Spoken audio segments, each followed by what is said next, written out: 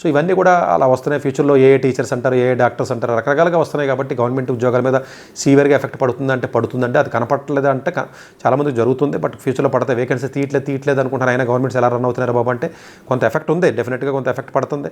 But కొన్ని అసలు తీయట్లేదు. మెయిన్గా ఎఫెక్ట్ పడేది ఎవరికంటే క్లర్క్స్ ఉద్యోగాలు ఎవరికైతే అప్లై చేస్తారో ఇవన్నీ రేపు ఫ్యూచర్లో కష్టమండి. క్లర్క్స్ పర్టికులర్గా జూనియర్ క్లర్క్స్ అంటారు చూసారు, ఇవి లేసిపోతాయి మీకు.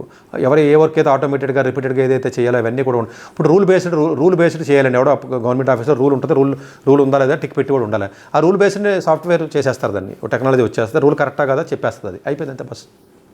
ఇప్పుడు శాలరీస్ ఇవ్వాలంటే ఒక రకంగా ఆలోచిస్తారు, అదంతా ఆటోమేషన్ అయిపోయి. ఇప్పుడు శాలరీస్ అంటే ఏమన్నా ఉందా, బ్యాంక్ ఉందా, ఆటోమేటిక్ ఎవడ పేజ్ రిపోర్ట్కి వచ్చేస్తుంది, ఫామ్ 16 వచ్చేస్తుంది.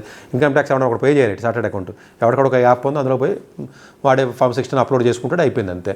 ఫామ్ 16 ఆటోమేటిక్గా జనరేట్ అయ్యి బోల్డ్ ఉన్నాయి వచ్చేసినాయి కొత్తగా. సో ఇంకా కొత్తగా నువ్వు ట్యాక్స్ ఫైల్ చేసేది ఏముంటుంది.